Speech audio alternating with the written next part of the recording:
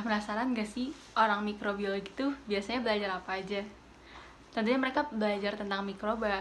Dan mikroba ini merupakan organisme yang hidup di seluruh tempat di bumi.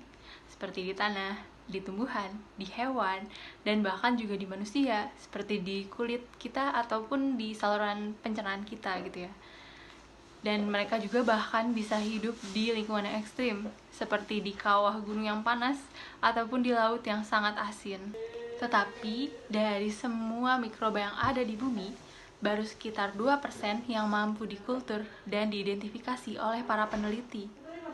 Hal ini bersesuaian dengan sifat mikroba yang sangat spesifik, sehingga cukup sulit untuk menemukan kultur yang tepat. Maka dari itu, ilmu mikrobiologi ini gak akan ada habisnya. Selain itu, profesi dari seorang microbiologist gak hanya melulu tentang menjadi seorang peneliti di laboratorium, tapi ada banyak profesi unik dan menarik dari seorang microbiologist. Yang pertama, seorang microbiologist dapat bergabung ke sebuah organisasi ternama, seperti salah satu contohnya American Society of Microbiology. Organisasi ini merupakan organisasi dunia yang bertujuan untuk mengembangkan keilmuan mikrobiologi. Dengan bergabungnya ke organisasi ini, seorang microbiologist dapat mengembangkan keilmuannya, sekaligus meningkatkan interpersonal skills, relasi, dan juga kolaborasi dengan orang-orang dari berbagai negara. Yang kedua, seorang microbiologist dapat menjadi seorang entrepreneur, karena mikroba yang dipelajari oleh seorang microbiologist dapat menghasilkan beberapa zat yang digunakan untuk kebutuhan manusia, dan juga beberapa mikroba mudah dimodifikasi dan dimanfaatkan, sehingga hal ini memberikan potensi besar untuk dijadikan sebuah wirausaha.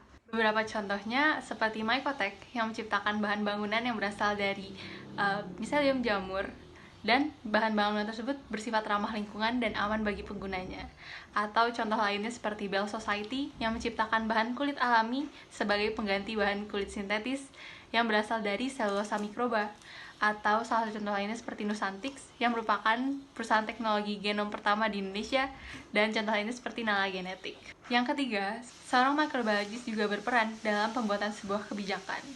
Pemerintah dalam membuat kebijakan memerlukan saran dari berbagai ahli.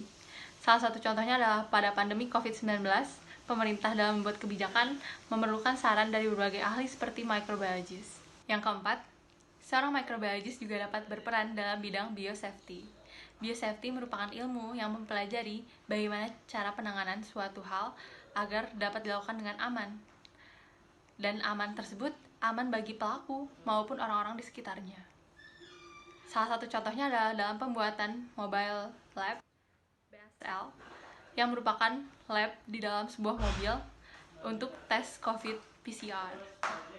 Dalam pembuatannya, diperlukan ilmu dari biosafety supaya dalam menjalankan fungsi dari mobile lab ini dapat dilakukan secara aman. Kelima, seorang microbiologist juga diperlukan dalam menganalisis suatu penyakit.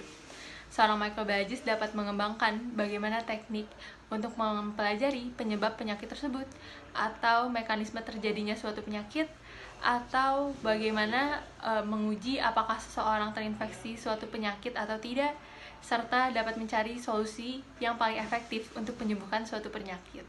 Salah satu contoh penyakit yang dianalisis seperti malaria, tuberkulosis, ataupun COVID-19. Selain 5 peran tersebut, masih banyak juga peran menarik yang dapat dilakukan oleh seorang microbiologist. Jadi, begitu banyak peran yang dapat dilakukan oleh seorang microbiologist. Dan ilmu mikrobiologi ini tidak akan ada habisnya. Maka, jangan ragu untuk mempelajari mikrobiologi, karena masih banyak lagi hal yang sangat menarik dan unik dari ilmu ini. Saya Raihan Alto, mahasiswi mikrobiologi ITB tahun angkatan 2019.